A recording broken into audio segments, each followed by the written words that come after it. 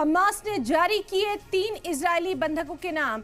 शनिचर को रिहा किए जाएंगे ये बंधक। आपको बताएं कि इजराइल ने दोबारा जंग शुरू करने की वार्निंग दी थी। हमास ने इजराइल पर लगाया था संगीन इल्जाम, सीज फायर की शर्तों की खिलाफवर्जी का इल्जाम लगाया था।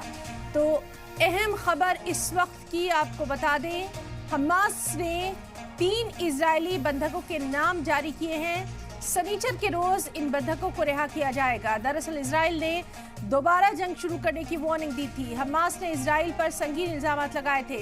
सीज फायर की शर्तों की खिलाफवर्जी का इल्जाम लगाया गया था। तो बेहद अहम खबर, हमास ने जारी किए 3 इजरायली बंधकों के नाम। शनिचर को इन्हें रिहा किया जाएगा। आपको बताएं कि इजराइल ने दोबारा से जंग शुरू करने की ये वार्निंग दी थी और उसी के बाद से एक बार फिर जंगबंदी की तमाम जो आसार नजर आ रहे थे उन पर विराम लगता दिखाई दे रहा था कि इस सब के बीच पे हमास ने जारी कर दिए हैं 3 इजरायली बंधकों के नाम। हमास ने इजराइल पर कई इल्जाम लगाए थे। सीज फायर की शर्तों की खिलाफवर्जी का भी हमास ने इल्जाम लगाया था।